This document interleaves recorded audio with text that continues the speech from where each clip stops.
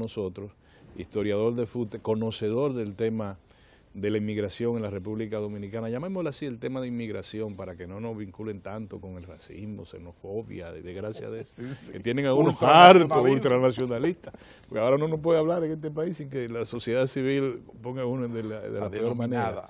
Así que, general, saludo, ¿cómo está usted? Bueno, bienvenido. Con ustedes aquí en el diario del 4, sí, temprano, sí. Y usted sabe que eso alude a una vieja tradición de mi carrera militar, y entonces estamos aquí.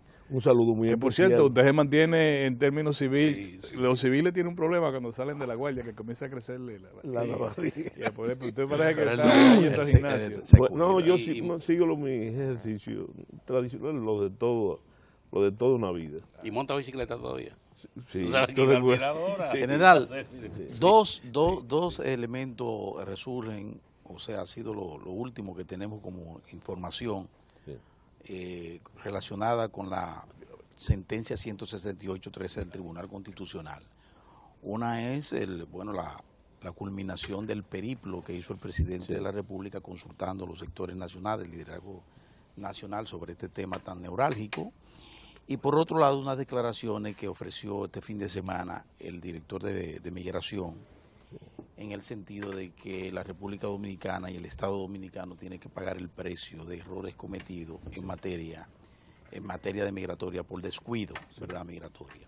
A nosotros, usted conocedor cabal, sí, incluso de la historia, porque usted es historiador, además es historiador y luego militar. Yo pienso que usted nos puede ilustrar de cómo valora primero el proceso, todo lo que sea la discusión, hasta dónde ha llegado con esta intervención del presidente, y esa intervención última del director de Migración, que hace esa advertencia de que vamos a tener que pagar los errores cometidos por el Estado Dominicano en materia migratoria. Tú me diste la pista a seguir. Historiador, militar, otras cosas, pero primero dominicano. Que es la fórmula de articulación que le regalo a Orión, como estaba hablando de migración. Sí. Hay que hablar de dominicanismo simplemente, de la dominicanidad. Yo pienso con el tema, me he expresado muchísimo sobre eso, bajo la sombra de no ser objetivo, porque yo he dicho muchas veces también que yo con el tema soy fundamentalista. Con el tema de la nacionalidad y de la dominicanidad, yo soy fundamentalista. O sea que a los adversarios, a los que se oponen al tema, que es un atributo de la democracia, de nuestra democracia, que tanto nos ha costado, yo no le concedo ninguna razón, ninguna. Simplemente porque con el tema de la nacionalidad que ha costado más. Mira, estaban hablando ustedes de la batalla del 30 de marzo. Sí. Y entonces esas fechas sirven para lo que sirven los héroes y sirven todo lo demás, como referente. Es una advertencia de lo que hicimos, o sea, de lo que hicimos, y de lo que podemos hacer. Podemos hacer defendiendo la dominicanidad, porque como decía don Miguel Torga, el poeta portugués, la patria es un palmo de suelo defendido. Entonces, la dominicanidad se forjó, el pueblo dominicano nació defendiéndose. Eso le dio forma al pueblo dominicano. Y fue más grande todavía porque yo estaba, ahora que usted, el plano militar, para poder entrar bien al tema migratorio, la batalla del 30 de marzo, como la del 19, que fue todavía más cerca de la fecha de proclamación de la independencia. ¿Cómo se puede organizar un ejército en 30 días y pelear con un ejército en el 19 de marzo? Dice que la columna eran de miles de hombres, un ejército de herencia napoleónica, o sea, que con experiencia, un ejército bien formado. Y armado. ¿Cómo se puede formar 27 al 19? Menos un mes y algo. Sí. Y luego el 30, que dice, la historia recoge que hubo que hacer colecta para comprar armas. Es decir, como un pueblo, además un pueblo con poca desarrollo económico, un pueblo 200.000, ¿cuántas? 100.000 personas, por cierto, distantes uno de otro. Entonces, que venían de Baní para Santiago a pelear, que venían de tal sitio. Uno se pone a pensar y se llega a ese momento y uno dice, bueno, un pueblo descalzo, con un machete en mano. Sí. Pero tú lo hablamos fuera de cámara, estamos aludiendo a la poesía. La poesía en la historia dominicana es tremenda. no solamente para celebrar nuestras gestas, sino para condicionarla también y a veces distorsionarla. Y qué bueno que tú tocaras ese tema, porque hay que despejar cosas fundamentales y despejar la poesía. Lo primero es que la improvisación en nuestro proceso histórico, en ese proceso histórico no existe. Es muy, por ejemplo, en el caso de la batalla del 30 de marzo, es muy bello decir, muy poético. En el caso de José María López, el general José María López, que era zapatero, que se levantó de su dejó la lesna y el martillo, y de un momento a otro le dio luz, fuego, a los cañones del 30 de marzo. Es nuestro prócer artillero. Eso es muy bello, muy poético, pero no es verdad. Porque lo que hay que decir es, primero, que la independencia dominicana no fue fruto de un trabucazo que iluminó la noche más alta de febrero. Es fruto de 17 años de guerra, 4 campañas militares y multitud de batallas, que es lo que habla realmente y cabalmente del valor del pueblo dominicano, de sus mujeres y de sus hombres.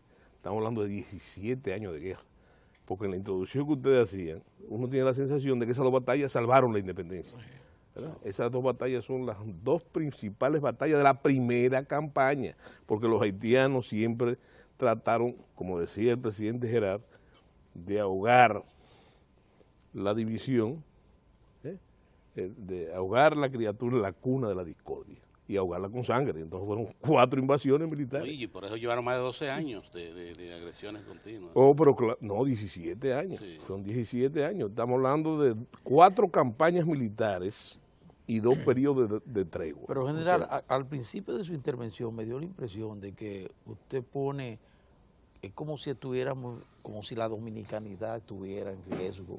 Mira, yo, por ser aficionado de la historia, eso. por ser aficionado de la historia, yo te digo que yo no tengo esos tipos de temores, porque conozco al pueblo dominicano. Y yo les decía a ustedes, y es rigurosamente histórico, que no hay una cosa que cohesione más al pueblo dominicano que el tema haitiano. Y no simplemente en antecedentes execrables, ¿verdad? No es eso. Yo estoy hablando de principio de siglo, del gobierno de Horacio Vázquez, que bastó un llamado a la frontera, donde al mando del general Moncácer, y el país se vació a defender la territorialidad. Bastó una llamada en el incidente del río Pedernales, gobernando Moncácer, para que el país entero respondiera. Y se movilizaron las Fuerzas Armadas y todo a Pedernales. Estoy hablando, para no hablar de cosas pretéritas, del profesor Bosch, demócrata cabal, civilista cabal. Bueno, nunca estuvimos más cerca de una guerra que en ese momento, que se movilizaron todas las Fuerzas Armadas. Los blindados al mando del coronel Fernández Domínguez, por cierto. Entonces, estoy hablando de eso. Entonces yo no tengo esos temores. Cuando yo veo las encuestas y las mediciones con respecto al temperamento nacional, con respecto al apoyo a la sentencia, ahí está. Pero ya no es en la frontera. Ya no es en la frontera. No, es en el país. Es en el país, es el país. Bueno, pero si no hay temores con la dominicanidad. Mi temor, yo lo he dicho también en varias ocasiones, mi temor es que el Estado Dominicano, que no se trata de eso, ahora mismo no se trata de eso, pero que el Estado Dominicano no esté a la altura de las expectativas, porque pueden pasar cosas muy desagradables. O sea, si el Estado no mantiene, si no se mantiene el discurso de La Habana, el discurso de La Habana tiene que reflejarse en ese proyecto. No, tiene que, bueno, como yo digo, ya no podemos aludir, ¿verdad? Porque estaríamos trasnochados al machete para defender la independencia. La independencia ahora se defiende con los códigos en la mano, con la fuerza de la ley, con la conciencia ciudadana, ¿verdad? Entonces, por eso te decía, yo no tengo temores, yo tengo temores de eso, de que ese temperamento desborde, ¿verdad? Por alguna duda, el flujo del Estado, porque el Estado es uno también. Nosotros queremos o quieren visualizar como que una cosa es el Tribunal Constitucional y otra cosa es el presidente de la República. No. El Estado es uno. Y la cabeza del Estado es el presidente de la República. Y te digo, lo que habló en La Habana fue la dominicanidad. Esa es la dominicanidad expresada. Porque no es verdad tampoco que la población está dividida en dos. Los organismos los organismos internacionales señalan que la naturalización es inaceptable porque es una ciudadanía, una nacionalidad de segundo rango.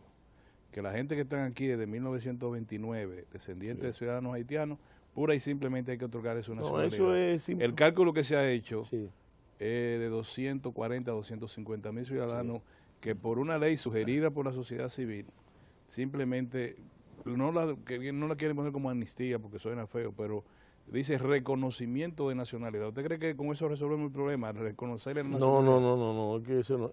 Fíjate, lo primero, mira, uno de ustedes hizo alusión, bueno, fuiste tú, hiciste alusión a la declaración del director de migración. Lo que el director de migración, quizás sin saberlo, se está haciendo eco de mis palabras cuando yo era secretario de la Fuerza Armada, que fue una violación a mi estatus, porque dice la Constitución que los militares en ningún caso pueden deliberar.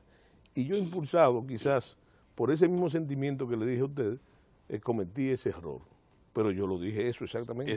Yo le dije que el Estado Dominicano parecía, que es lo que le ha dicho en otras palabras, sentir vergüenza de ejercer la soberanía nacional. Y dije también que el Estado Dominicano había sido incapaz de articular una política fronteriza y una política migratoria. ¿Y eso lo dijo usted con los rangos? Sí, produjo un gran escándalo. Sí, un gran escándalo. Entró en contradicción con otro funcionario de cuyo nombre no quiero acordar, que posteriormente renunció.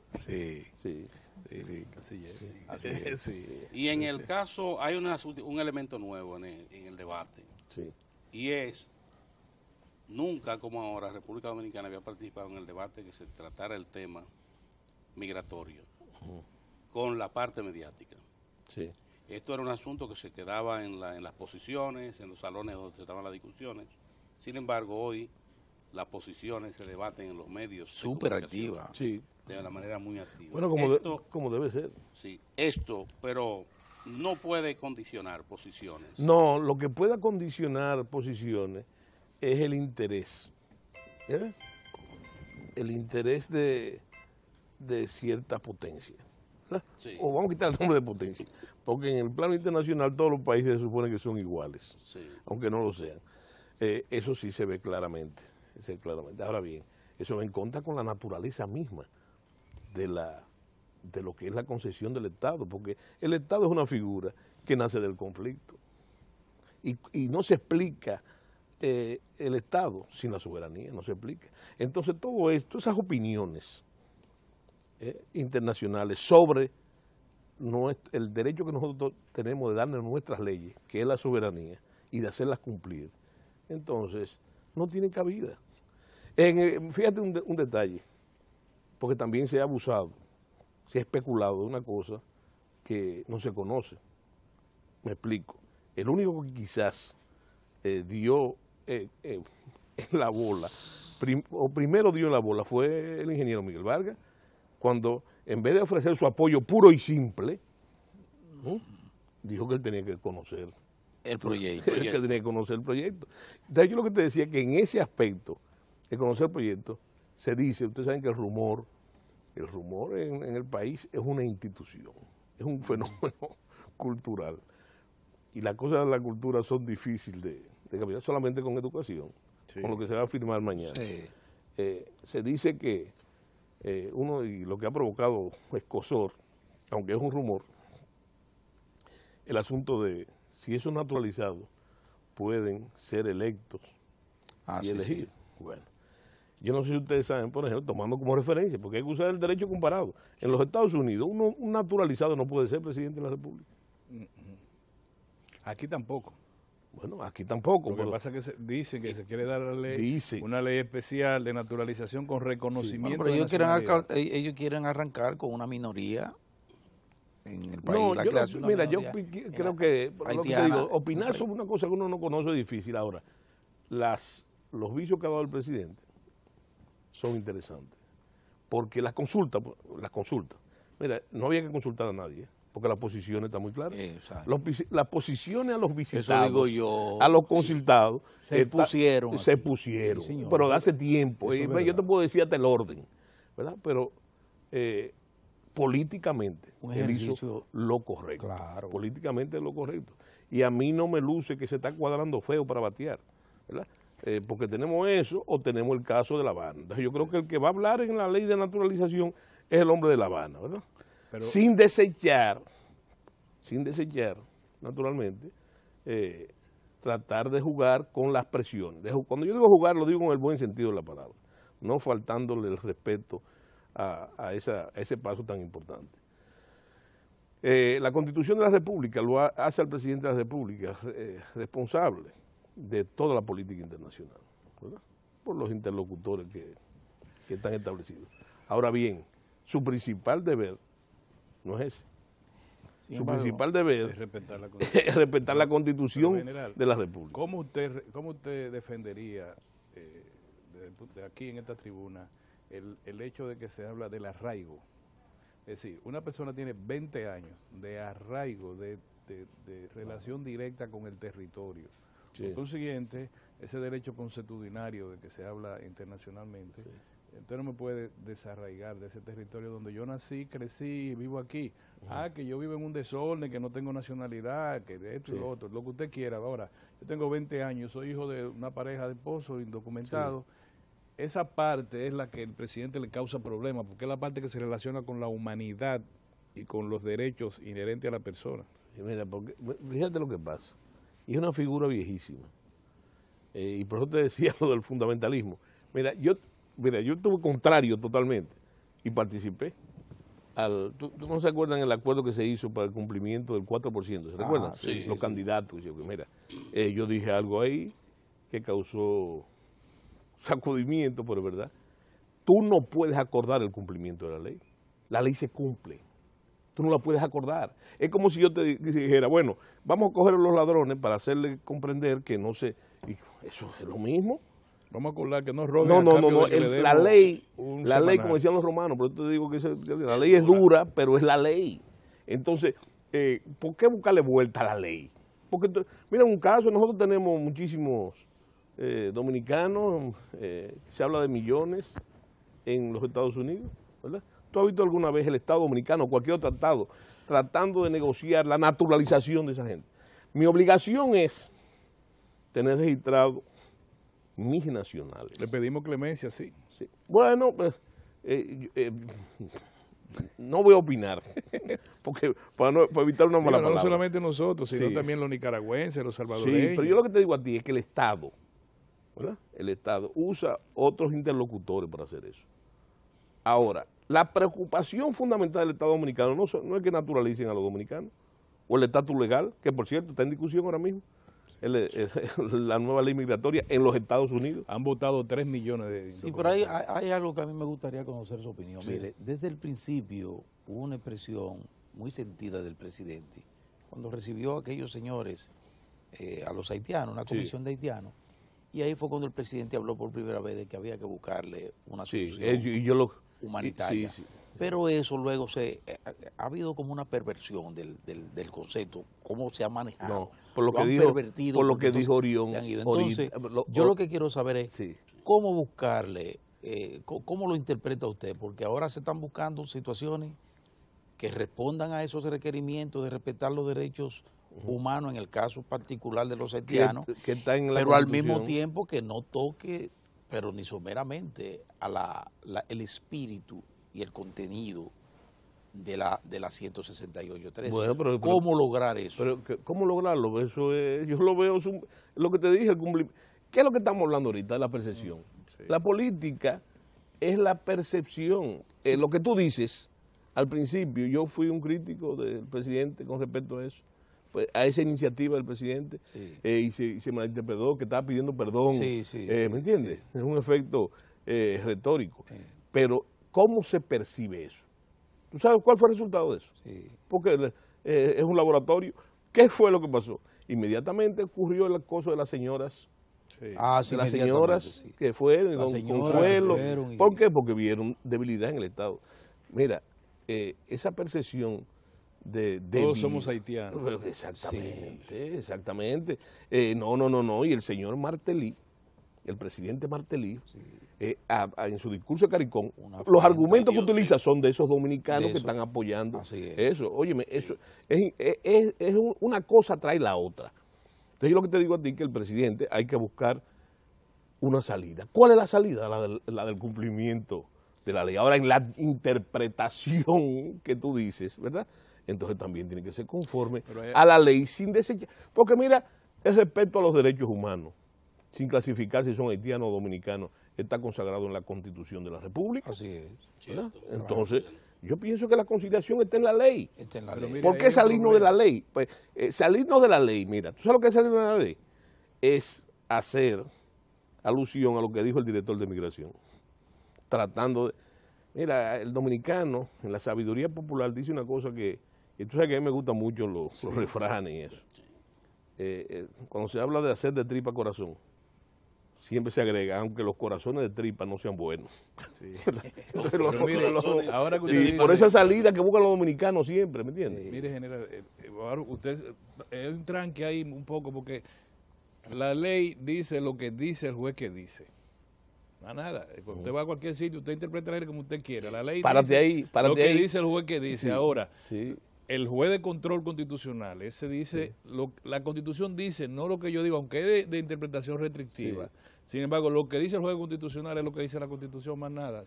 Ya él explicó lo respecto a la migración. Ahora, ¿qué hacemos con 240,000 personas que dicen los organismos internacionales? Bueno, aquí nosotros tres tenemos los pies planos, le voy a decir, tenemos los pies planos, por si el otro es la otra vía. Pero ¿qué hacemos a un mundo tan intercomunicado, tan común, con un chantaje permanente? No, lo que dice la ley. Lo que dice la ley. Mira, fíjate, aunque la Constitución traza las líneas generales, las leyes son las que interpretan la Constitución. Entonces, mira, ¿de cuándo data la ley de migración? La nueva ley. Del 2004. Del 2004. Sí, 2004, sí. ¿Cuándo se elaboró el reglamento de la ley? No, lo tenemos este año. Lo que hay que cumplirlo, pura y simplemente. Y entonces ahí alucimos también a la cultura popular, lo que hay un palé, lo que establece la sentencia y entonces el instrumento, que es la ley de migración. Cuando le quiten los Porque también estamos confundidos con eso. Estamos confundidos con el problema migratorio, ¿verdad? Y están enlazados, pero nosotros lo mezclamos. La naturalización y la ciudadanía, que son tres cosas del mismo proceso. Vamos a coger el ejemplo norteamericano, ¿verdad? ¿Qué es lo primero que tú tienes? Tu visa, para entrar al territorio de los Estados Unidos, si te interesa, porque no es una obligación. Entonces, después viene ¿qué? La residencia. Y como establece la ley, cuando tú puedes optar por la nacionalidad, la ciudadanía. Eso lo establece que un juez, no, la ley. Déjeme aprovechar su experiencia. No hay bateo y corrido. Para llegar a tercera, déjeme aprovechar eso. Pero regalarle, o sea, aquí lo que hay ciertos sectores que están planteando es que ya, bueno, entonces vamos a escoger esos 240,000 que tú hablas y vamos a darle a la ciudadanía. Eso es lo que pide Juan Bolívar. No, pero pero no es lo que dice Juan Bolívar, ni lo que dice Soto, ni lo que dice Orión, es lo que dice la ley. Pero déjeme aprovechar. Ahora, que no le guste la ley, bueno, pues ese es el conflicto. No, pero escúchame, esto. Yo tengo en el revolcadero de burro, yo tengo un ciudadano extranjero indocumentado totalmente, no tiene nada. O sea, no tiene... Tú vas a caer preso él se llama... Sí, es peligroso. Él tiene un nombre español, completamente tan castizo como cualquier otro. Yo le voy a preguntar ya, viene la ley, ¿qué hacemos con ese caballero? No, el ejemplo que te puso. Lo primero es, él necesita un documento de extranjería. Ahora hay un problema. Que no tiene... que es lo que te decía. Hay un problema y otro problema mayor. Cuando yo te hablaba de que la preocupación de un Estado, debe ser registrar a sus ciudadanos, y de eso debe estarse ocupando el Estado haitiano, el único ciudadano que es indocumentado en su propio país es el haitiano. Porque no hay registro civil. Pero ya él tiene nieto. Yo no le voy yo le tengo la mala noticia de hay que que comenzar por donde tiene hijo y tiene nieto aquí. ¿Qué hace? No, hay que comenzar por donde se comienza, ¿verdad? Un documento de extranjería, ¿verdad? Me imagino yo que debe haber algún tipo de control de amnistía en ese caso para tú poder registrar. El primer paso es registrar a esos ciudadanos. Ahora, ese es más fácil, general, el que plantea Orión, porque ese ciudadano no niega que nació en Haití. Sí. Él acepta que nació en Haití. Sí. Ese es más fluido. Sí. Sí, el problema El problema es aquellos que quieren decir que son Sí. dominicanos de hecho y de derecho. Sí, pero yo quiero aprovechar la experiencia del general como ex ministro de las Fuerzas Armadas, ex secretario de las Fuerzas Armadas, porque en estos días Cifrido Pared, que es el ministro de las Fuerzas Armadas, decía y daba mucha tranquilidad de que aquí no se estaba registrando entrada masiva de haitianos. Bueno, la masiva ya la tenemos porque hace tiempo que estamos, ¿verdad? Hay un flujo permanente en todas las ciudades del país, se ve y han ocupado Y él tiene razón. los puestos y tiene razón en ese sentido. Pero lo que quiero decir es lo siguiente. El tema es sentencia por un lado, el proyecto de naturalización que yo digo que viene siendo como un complemento de la sentencia y el control migratorio. Se ha hablado de la posibilidad de que efectivamente continuemos la obra que inició el Estado haitiano de un muro. Ya no inició el haitiano, de qué manera podemos ponernos de acuerdo en el marco de estas negociaciones bilaterales para continuar el muro, robustecer la Fuerza Armada, el CEFRON y ese tipo de cosas. Bueno, habría que ver si eso basta. ¿Cómo lo ve usted? Yo creo mucho en el ejemplo que pusiste, en la integridad del almirante Cifrido. Porque debemos recordar que con el mismo tema él perdió la posición de migración, porque él tuvo la honestidad de decir lo que era un hecho, de que después del terremoto, ¿verdad? Más de 200.000. Más de 250.000 habían entraron. ¿Verdad? Y eso le costó la posición. Me imagino yo, es una especulación porque no estaba ahí. Pero, y eso que él dice, yo te puedo dar el mismo testimonio, inclusive en época de crisis, cuando el Estado dominicano esperaba, o las autoridades dominicanas esperaban, que iba a haber una avalancha, cuando la invasión pasó todo lo contrario. Hubo un flujo, pero al revés, de gente haitianos volviendo a su territorio masivamente. Y yo estaba de supervisor en la frontera, o sea que yo lo viví. O sea que controles con sus debilidades los hay. Ahora bien, tú puedes estar seguro que si se da esa, ¿cómo le vamos a llevar? Esa gracia, a mí no me da ninguna gracia eso, pero si le regalamos en el intermedio ese instrumento de naturalización, la ley de naturalización, va a motivar. Se llena el país. Se va a motivar, pero por las mismas vías de siempre, porque la gente piensa en una avalancha como una avalancha.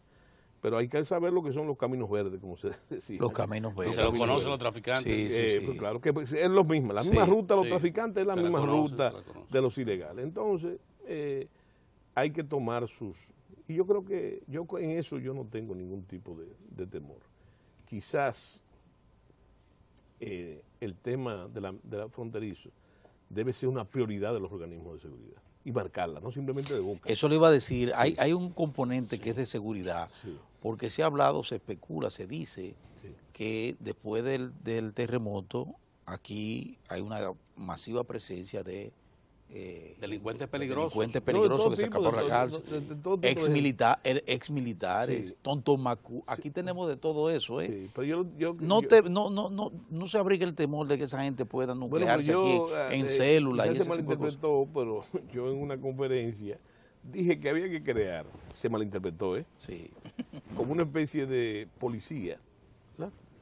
Y yo quiero explicarlo aquí ahora, de policía que trabaje con las concentraciones que hay obvias en el país, ¿verdad? Yo no estoy hablando para hacer un gueto, yo no estoy hablando de eso, ¿verdad? Ni para hacer un campo de concentración. Yo lo que estoy diciendo es que esa población necesita seguridad, ¿verdad? Una seguridad que implica necesariamente la seguridad del Estado dominicano. Entonces, ¿de qué es lo que estoy hablando? Ni siquiera tiene que ser un grupo especializado, sino de gente que conozca el creol, para ver, y entonces detectar ese peligro que hay. Sí, esa presencia. Esa presencia de gente indeseable e indeseada. que los deseables tienen que ser necesariamente lo que diga la ley, para reiterar de nuevo el caso. ¿Verdad? Porque esto también podría ser, hay grupos que también apuestan a esto, que se radicalicen posiciones y que también se puedan dar manifestaciones. Lo que pasa es que los que están en contra de la sentencia, nosotros tenemos siempre, es una... ¿Ustedes recuerdan lo que dice el dominicano? Que mala maña no es costumbre, vieja maña no es costumbre. Vieja maña. Bueno, de sintetizarlo todo. Yo creo que hay muchos intereses. Hay un grupo de gente que está realmente motivada por el humanismo, ¿verdad? Sí. Bueno, hay otros que responden a un rezago de lo que fue la izquierda revolucionaria de los años 70, donde se hablaba del internacionalismo proletario, de que la patria era un pasatiempo pequeño burgués, ¿verdad? Sí. Entonces, que los trabajadores del mundo, bueno, eso, ¿verdad? Hay ese rezago. Hay los que reciben dinero de esos organismos internacionales, sí, son financiados. Y también hay los que son, como decía Duarte. Duarte habló de eso. Duarte, que no hizo su revolución contra los Estados Unidos ni contra Francia, sino contra los haitianos, que no tenían... Eso es un hecho político, un hecho histórico. Duarte decía que hasta que no se castigara a los traidores como se debe, cuando él hablaba de traidores, estaban hablando de traidores a la República, entonces seguiremos siendo víctimas de sus maquinaciones. Lo dijo Duarte hace 170 años. Hay un componente general que me gustaría, y usted es un hombre que está encabezando un movimiento político importante como es la Quinta República. Mire, ¿qué es el componente, el impacto de esta migración sobre el empleo, sobre la salud y sobre el presupuesto nacional? ¿Cómo lo ven ustedes desde ese punto de vista? Nosotros lo vemos de que esa es la matriz del problema. No es racismo, ni es que no nos guste el creol, es eso. El Estado Dominicano, la infraestructura del Estado Dominicano, en un país como nosotros, con limitaciones, pobre, ¿verdad? Y yo creo que no hay existen gradualidades en la pobreza, pero la pobreza es la pobreza. No tiene infraestructura, ni siquiera para satisfacer las demandas, y ese es el gran dilema político de nuestros nacionales. Entonces nosotros no tenemos... ¿Cómo gravita? Y te faltó uno.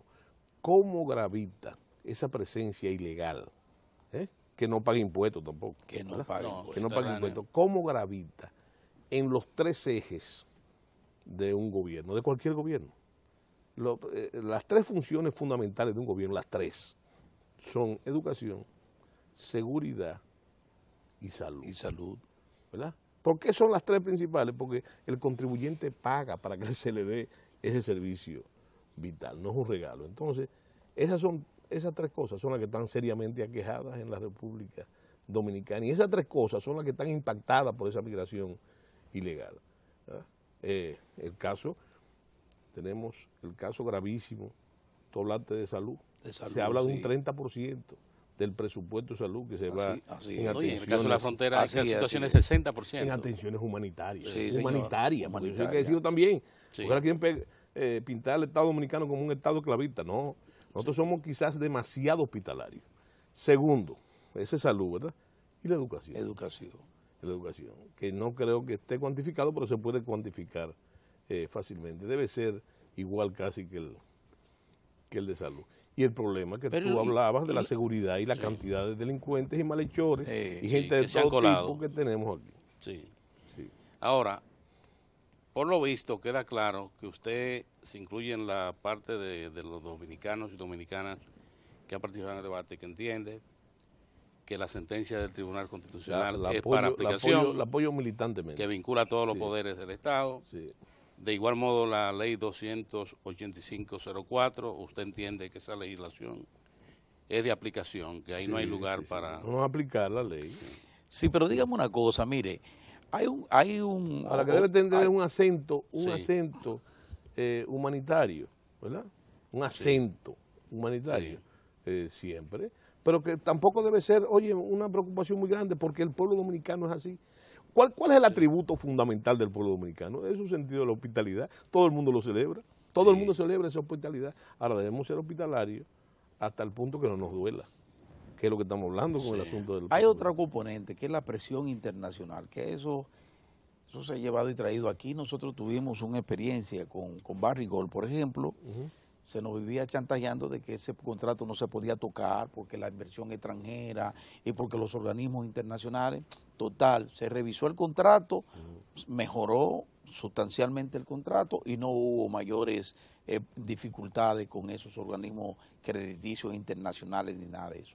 Pero en el caso que nos ocupa, ahora se habla de que la República Dominicana está expuesta a ser condenada en tribunales internacionales, pero además en materia política, en lo que es la geopolítica, de cómo anda el mundo ahora, el castigo de instituciones como los Estados Unidos, entidades como Estados Unidos, Francia, Canadá, con compromisos históricos en el sentido de tratar de propiciar que una apertura irresponsable. Eso es inadmisible y es un chantaje puro, porque nosotros no vamos a reclamar.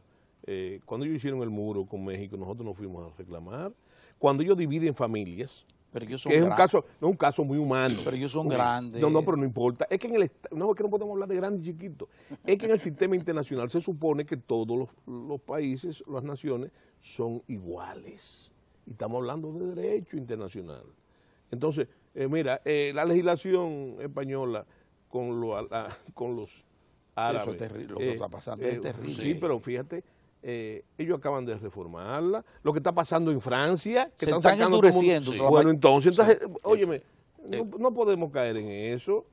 No podemos caer en eso. Ahora, lo que yo sí te puedo mencionar otros ejemplos, que donde se ha impuesto el derecho de la soberanía nacional, en el caso del Ecuador, con organismos ahora mismo que tenemos arriba. Sí. ¿Qué hizo el presidente? El presidente Correa, ¿qué hizo? Lo sacó de allá. Lo sacó de allá. ¿Verdad? Y no de muy buena manera. Entonces, hay que hacer valer el sentido de soberanía nacional. Y entonces, eso es, si se hace dentro del marco legal de nuestras leyes, porque no se está haciendo. Es que nos quieren pintar como si nosotros estuviéramos haciendo un genocidio. Bueno, se ha usado la palabra. El presidente Martelly la usó. ¿Verdad? Sí, la usó. Entonces, fíjate. Apelando al discurso de un importante dirigente mediático del país, claro. Entonces, que habló de genocidio y lo citó. Entonces, fíjate, yo no creo en ese tipo de chantajes, yo no creo en eso. Y del liderazgo dominicano, ¿qué usted entiende que será en definitiva su reacción? No, yo creo que, por ejemplo, llamando por su nombre, los partidos políticos han sido tímidos. Las individualidades de los dirigentes están divididos.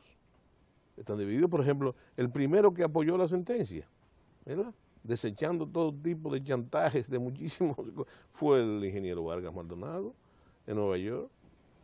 Y hay otros miembros de dirigentes políticos que lo han apoyado, que están en contra de la sentencia, ¿verdad? Sí. Y lo que vale decir que están en contra del temperamento nacional, porque se ha expresado el temperamento nacional, las opiniones. Sí. El componente histórico, a veces uno le da la impresión de que los agresores hemos sido históricamente nosotros contra los haitianos. No, pero eso es y mucha gente información. parece olvidar que los invadidos fuimos nosotros. No, siempre. ¿Cómo ve usted eso a propósito de lo que tenemos hoy?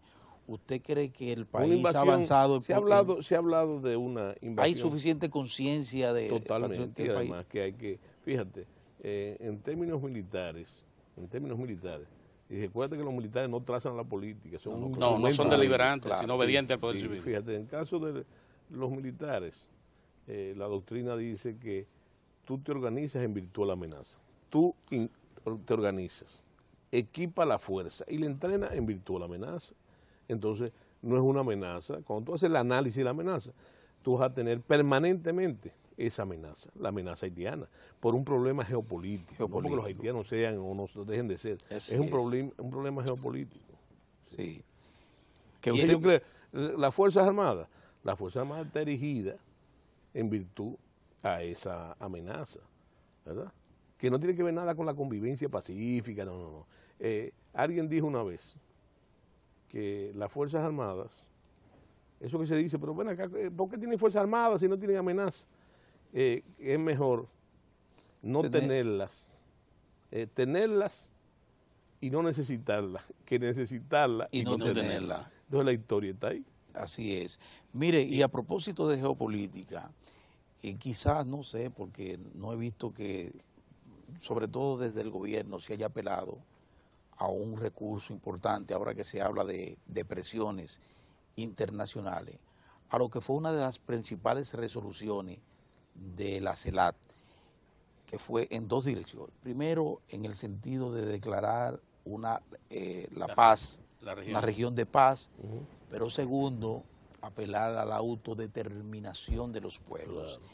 Y en esa reunión de la CELAC participó en forma brillante y en forma bastante, con mucha presencia, el presidente Danilo Medina.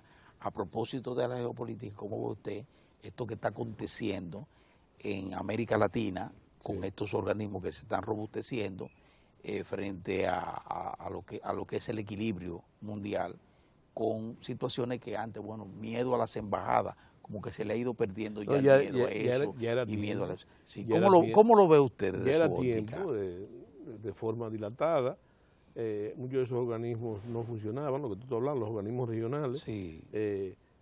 Parece ser que ya están funcionando adecuadamente en defensa de los intereses de los de allí congregados, porque cuando tú hablas de geopolítica, hay que hablar del pensamiento de uno de los padres de la diplomacia, que fue Lord Halifax, sí. Que él decía que Inglaterra no tenía enemigos ni amigos permanentes, sino intereses permanentes. ¿Y cuáles son esos intereses permanentes? Aluden precisamente a la soberanía nacional, a la nacionalidad, en el caso de los ingleses a su trasnochado imperialismo, pero de eso hay que llevarse, son intereses. En el caso de nuestra región, falta todavía un camino interesante para, cuando estamos hablando de la región del caribeña, porque el Caribe, nosotros en una palabra lo englobamos todo, pero el Caribe no es una unidad, son 3 unidades y tiene que ver con la cultura. Está el Caribe hispanoparlante, el francoparlante y el anglófono, y entonces son 3, tú no lo puedes meter en la misma costelera, todo comenzando por esa cosa tan primaria como es el idioma, ¿verdad? Entonces sí, yo creo en la integración, sobre todo esa premisa de mantener la paz regional. Que en el Caribe tampoco tenemos en el Caribe insular, nosotros tenemos una paz prolongada por mucho tiempo. Entonces, tampoco es una premisa, lo que hay que hacer valer sí es el respeto a la autodeterminación de los pueblos. Lo que sin embargo es que fíjense lo que ha sido esta sentencia, caray. Esta sentencia ha provocado situaciones que ponen a entrar en contradicción el espíritu de esa declaratoria de la CELAC, porque, por ejemplo, ahí vimos a un Maduro que se pronunció con relación a Haití diciendo que el que se meta con los haitianos se mete con ellos. Y vimos también al presidente de Cuba más o menos hablar en los mismos términos. O sea, como que no se corresponde cuando todos deben reconocer que a propósito de la autodeterminación de los pueblos, esa sentencia es una expresión de autodeterminación del pueblo dominicano. ¿Cómo ve usted eso, que en medio de un mismo organismo se den este tipo de contradicciones que a mí me parecen inverosímiles? Ahí volvemos a los intereses, son cosas primarias. Fíjate, ¿qué se está usando? Cuando se habla, están hablando en bloque Venezuela y Cuba. Yo lo que pienso es que están hablando ahí con una nueva arma, que es el petróleo. Se está usando el arma del petróleo. Yo creo que no se está aludiendo. Mira, ninguno de los dos países ahora mismo está en condiciones de accionar militarmente nada. Ahora mismo yo pienso que en el caso de Venezuela, lamentablemente tienen un gran conflicto, ya creo que van para 2 meses. De desórdenes y manifestaciones y movilizaciones diarias y casi 40 muertos, muertos. Entonces, en el caso de Cuba está en un proceso de debilidad en el sentido, y eso implica también lo militar desde el punto de vista económico, ¿verdad? Con el caso de las sanciones. De las sanciones, claro que sí. O sea que, ¿cuáles son el contenido de esa palabra? Es una amenaza militar. Yo creo que eso provocaría grandes inconvenientes de todos los tipos. Sin embargo, deja la impresión, y usted como historiador y como militar tiene una posición privilegiada para tratar el tema y expresar una opinión, y es que se aprecia el desconocimiento también de la historia. El Caribe históricamente ha sido una región pacífica. Me refiero al conjunto del Caribe de las islas. Sí. O sea, de igual modo República Dominicana y Haití, de República Dominicana, aun cuando tuvo la circunstancia de poder haber entrado a Haití en situaciones de guerra, no lo hizo, porque hay que recordar la misma batalla del 19 de marzo, por ejemplo. Ese ejército pudo haber dicho, seguimos hacia el nunca. No, pero ese es algo y no hay un antecedente fundamentalmente dominicano. Sí, dominicano. No se mete. Sí. No, pero fíjate, sí. Mira, sí. en la segunda campaña, sí, por ejemplo, que fue en el 1845, sí, Antonio Duvergé, el general Antonio Duvergé, sí, siguió. El centinela de la frontera. Se siguió, ese cruzó, ocupó Hincha, San Miguel de la Atalaya, Bánica, óyeme, y fue una carta, una comunicación de Santana. Que es el mismo hombre del 19 de marzo de Duvergé.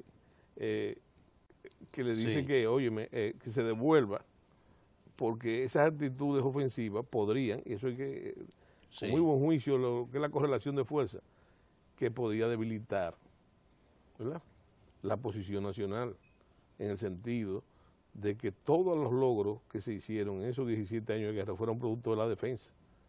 Pero que si, producto de la defensa. Dice Santana que si hubiésemos tenido una derrota del otro lado, por mínima que fuese, entonces hubiese requebrajado la posición nacional. Pero es más importante, y ahí está reflejado la dominicanidad, lo que le responde Duvergé. Con todo respeto militar al superior, le dice, así será mi general, pero mi caballo aún mira hacia el oeste. ¿Verdad? General, 27 de febrero, 19 de marzo, 30 de marzo, tres situaciones que, bueno, prendieron en el país de manera que la tenemos hasta hoy, y gracias a esas gestiones, tomando en cuenta todos esos 17 años del que usted hablaba, de lucha permanente, la tenemos hasta el momento. Viendo la escuela, ¿verdad? Usted como historiador, la escuela, viendo la currícula escolar, lo que se le presenta, los programas escolares, y viendo lo que han sido las actividades, cómo eso ha ido mermando, lo vemos incluso en los medios de comunicación, ahora un poquito a propósito de la sentencia, más, pero ha ido mermando. ¿Cómo ve usted la articulación de lo que son esos hechos que nos dieron la dominicanidad, de alguna manera, y lo que acontece ahora a nivel de la escuela para ese sentimiento patrio? ¿Cómo lo ve? Deficiente, en muchos sentidos. Y cuando hablo de deficiencia, no solamente para este caso de la sentencia, sino para saber eso que tú dices, para saber lo que somos. Lo que somos, ¿verdad? Entonces, yo creo que hay que hacer un trabajo. Hay que hacer un trabajo, yo diría que un trabajo profundo. Y en cuanto, sin tratar de retrotraer la línea temática, pero es importante no dejar eso. El Caribe tiene unos años pacíficos, pero el Caribe, el signo del Caribe era la inestabilidad militar. Pero por ejemplo, espérate, para mencionarte, yéndonos un poco atrás, tenemos lo que fue, eso que parece una leyenda de la piratería, eso es una guerra imperial. Recuerda lo que decía Nelson, el gran almirante Nelson decía que la corona podría ser un general de marina, pero solo el Caribe podría ser un almirante. Y el prestigio, es una cosa que la gente no sabe, el prestigio de Nelson, el gran almirante, se hizo aquí en el Caribe. Esa es la guerra imperial, la guerra de los imperios en el Caribe. Pero también tenemos lo que fue, cuando entramos en la época decimonónica, tenemos la época de ebullición de la independencia. Y hay que saber no solamente lo que fue. Mira, aquí solamente, ¿verdad?, la guerra contra los franceses. Es anterior, porque en 1655 tuvimos la invasión de Oliverio Cromwell, ¿verdad?, y lo derrotamos aquí. Después tuvimos la invasión de los franceses, del ejército napoleónico, y los vencimos también. Sí. Después vino la guerra contra los haitianos, que duró 17 años.